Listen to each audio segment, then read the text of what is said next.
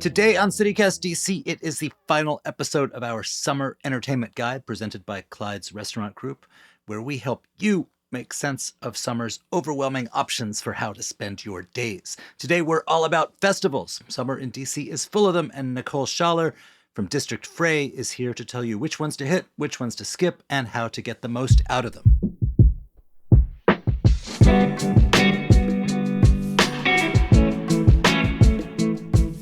Today is Tuesday, June 20th. I'm Michael Schaefer, and here's what DC is talking about.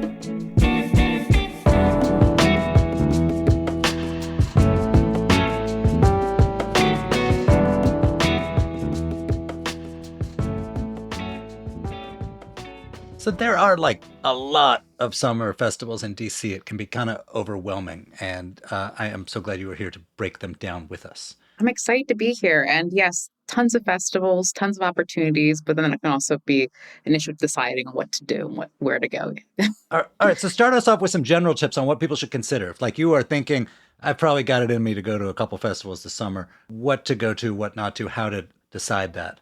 I think you need to know what your own interests are. I think there's a lot of opportunities to do food festivals, wine festivals, but then there's also music festivals. That's this whole other entity. And then there's culture, and then there's culture and music hybrid festivals. So kind of figure out what's your purpose of going. If you're someone who's a music head or loves a certain genre, there's a lot of different genre ones as well throughout the summer. So figure out what you're looking for and then look at the dates. Kind of go opposite. First start with what your genre and then go backwards. And then for tips, I mean, if you need a general guide, there are definitely certain things that every festival you want to look out for. Always figure out where the bathrooms are. It's a silly one, but it's important. I don't know that there's any time in life when that's not important. You think, but then there's always a time in the day. Sometimes at a festival, you're walking for hours and you don't know where to go. So it's important to know that. It's important to stay hydrated. It's easy to kind of forget those two things, even though they're most basic level stuff. So water bottles, sometimes they'll let you bring in empty ones. That way you can keep filling up. There's a lot of times different stops throughout that are communal spaces where you can fill up water. Clear bags if there's security issues. A lot of times music festivals require that. So just nice to have one for the summer going in. And then a lot of times we'll allow dry snacks and things. So just those kind of basic things. And also charging cords or one of those cordless power chargers is also a good one to do, to have in your bag. Let's go through some of the things on the calendar. Let's start with the Out and About Festival, which is this coming weekend. Yeah, this is the first time this music festival has happened, and it is, if I understand right, it's connected to Pride. Yes, it is connected to Pride. It's the first time they're doing it. It's the first time at a national park. They're doing an LGBTQ plus Pride Festival themed music festival. So where is it? It is in Vienna at Wolf Trap. So it's a little bit of a distance. You have to make sure you have a car or a way to get there, but it's going to be totally worth it. It's a huge park. It's an actual national park. And they have just put in $15 million of renovations into this whole venue and the space and the stages.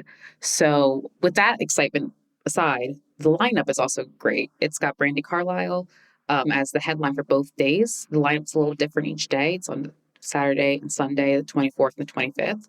They have some local artists that are some pretty well-known ones, Bad Moves, as well as Oh He Dead, who just won a Whammy Award for Best Pop Artist. Is it just daytime or is it night? It's throughout the day. Yes, it's a whole day kind of thing. They're offering tickets for one day or both days. So, I mean, pace yourself. That's what I usually say. So I usually pick one day, whichever lineup looks more aligned for you. But they also have, they have a whole range of artists that are both internationally known as well as local. So it's a good mix. It should be a good time. And just so folks know, can you bring a picnic? Can you bring your own food? Can you bring your own drink when you go there? Yes, all those things you can do. It's one kind of cool bonus of being a national park. You can bring food, non-alcoholic and alcoholic beverages in and enjoy it like a picnic while being around international music. So it's a pretty cool deal.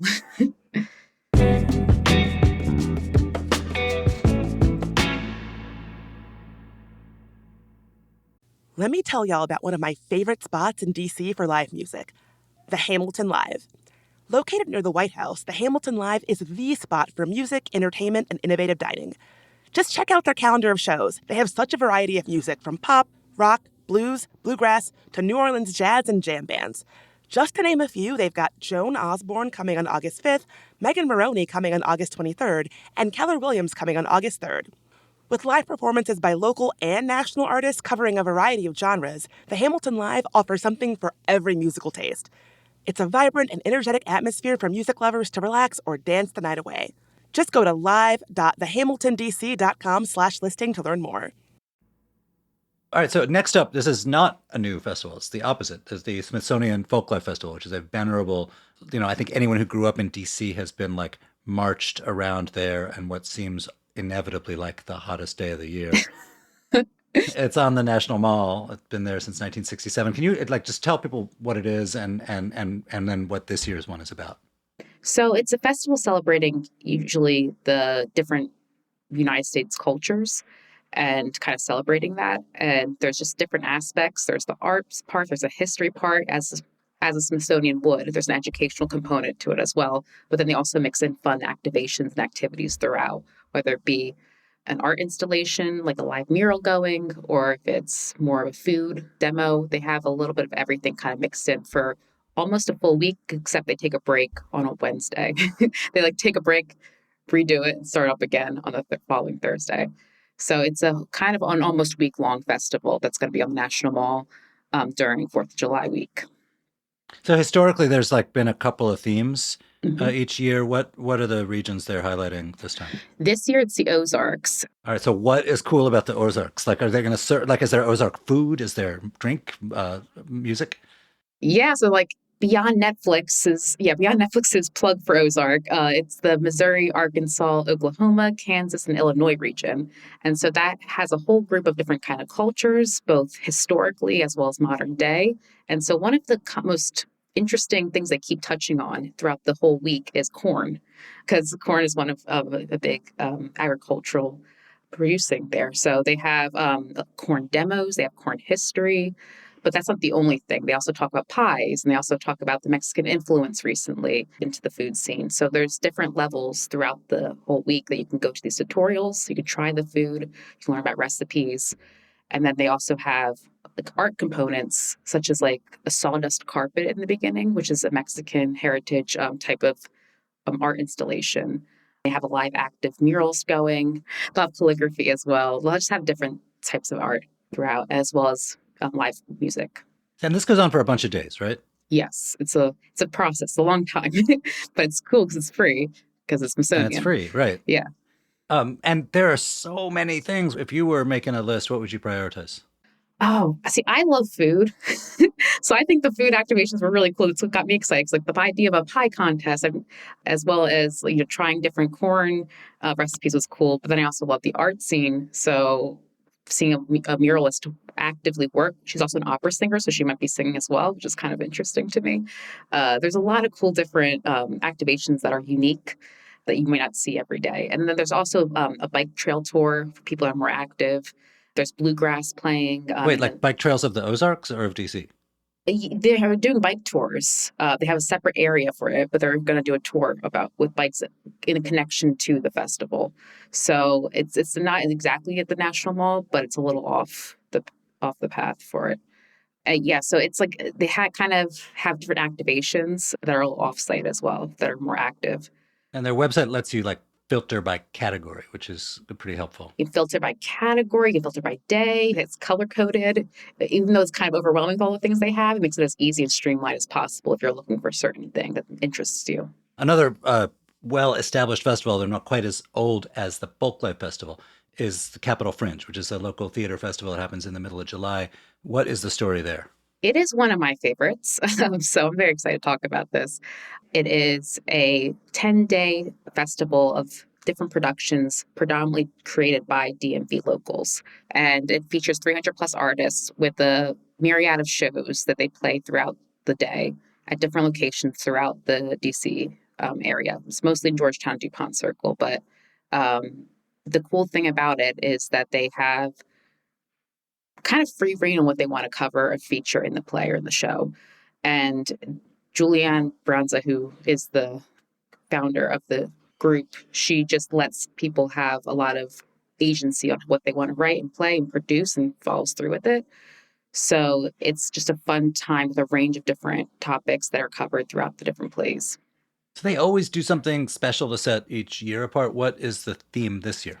Life gives you lemons, which I think is kind of perfect with the current state of the world. It's like finding the silver lining of it all, which is what the theme seems to be, and that kind of also creates a vague interpretation for as many different ways you want to go. And there's everything from sip and paint stories to serious topics like the AIDS quilt and the Charlottesville riots to more loose fun things like pride brunches and a mermaid from Berlin talking about sex. So there's just all this different range of different types of plays that you can see here, and you're seeing authentic, original artists at their best. Will there be a lemonade stand? I really hope so. So tell me what you're going to go to. There's this one about a woman grappling with whether she's going to go to a convent but she doesn't believe in celibacy. So she's grappling with that. And then there was another one where she's talking about her life in DC and the different kind of pitfalls and things that she goes through. That should be like a comedy kind of set play. And then there's one more with that I kind of want to see, which is about a man who's coming out of the pandemic and wants to kind of just go through like a road trip of debauchery and was still trying to find dignity post-pandemic. So that one sounds fun too. So there are, like, as you say, tons and tons of shows within the Capitol Fringe Festival. Where should people go to find out what the programming is and how they can, pick something that they like? So you can head over to capitolfringe.org and they will have a full list of which location first, because there's several different venues, and then also when and what type of play. I'll give you a little synopsis of what the play is. And how much do shows cost? So they used to have a membership pass where you could go to multiple days, but they're doing what they did last year, which is a $15 per show. So it is really more about picking the shows that you want to see instead of just going for a full day and going back-to-back plays, which might help with the, keeping sane because there is like, I think 8 plays sometimes in one day. If you buy tickets for a show at a DC theater, what are those going to cost? For comparison's sake. So it can go anywhere from like on the low end, 35 to 50, on the high end, anywhere from 100 plus to 200 plus. So it's a bargain. It's a bargain. And you get to see, usually when artists are just starting off, you get to see their most creative. This will give you the chance to see some wild, cool stories that might not always be allowed. All right, so way, way, way down the line, it might not even technically be summer anymore because it'll be the end of September, something called the World Culture Festival. It's new. There's ads for it all over the place. What's the deal here? It is still kind of coming out, deep bits and details to the media world. So we're all kind of trying to figure it out as well. But it's supposed to be an amalgamation of just different countries coming together with their music and culture. And I think that's going to include concerts. I think that's going to include just kind of a whole celebration of cultures coming together and showing their music and art and talent. It's on the National Mall, so it's kind of taking Smithsonian's folk life a little bit later on, like it's taking over the same kind of space. But then the actual programming is still kind of a secret. All right, so these advertisements and stuff, they're not free. Who is behind this? Who's funding this? So the Art of Living is a foundation, a yoga and meditation organization that, promotes spirituality and things like that. But the festival is more about, from my understanding, cultural indigenous traditions that they're celebrating from different parts of the world. But there is to keep in mind, there is that aspect too, who is running it as well. And you say the details are still a little bit unclear and they'll be coming out. Where can we find out more as the months go by? There is their website. They have it updated as of now to getting your free pass without much detail.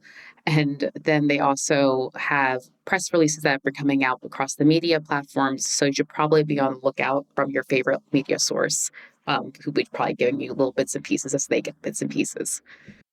All right, so beyond these like sort of big ones with like music and taking over large chunks of public space and so on, there are just a ton over the course of the next months of food and beer and wine festivals sprinkled throughout the summer. Typically, you'll pay an entry fee and then you get a bunch of stuff from table to table. They all work a little bit differently. Tell me how to maximize my experience?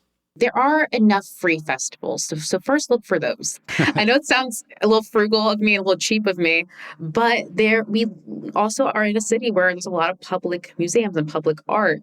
And there are a lot of collectives, art collectives like No Kings that offer a lot of free events. So first and foremost, look for the free ones. And then if you really, really have your heart set on something that's a little more niche and has, and you think it's worth your buck, go for those ones. But first, look at the free offerings because we have a pretty wide selection in DC. Within the food festival circuit, what are some of the highlights as far as you're concerned? So my favorites do tend to come in the late summer, early fall. Around September, October time is when you'll get like Snallygaster and some of like the classic wine festivals. What's Snallygaster? Snallygaster is one of the biggest beer festivals in the region, and it brings a lot of people from across even the country to come for it. Huh. And it's usually done around Pennsylvania Avenue. So there are festivals like that to be looked out for later on, but there's also a lot of times breweries are hosting things, pop-ups are throughout every week. So there's a lot more smaller ones too to look for. And I would also encourage you to follow your favorite collectives and you're following like smaller groups who offer free things like No Kings. Nicole, thank you for being here. Thank you for having me. It was really fun.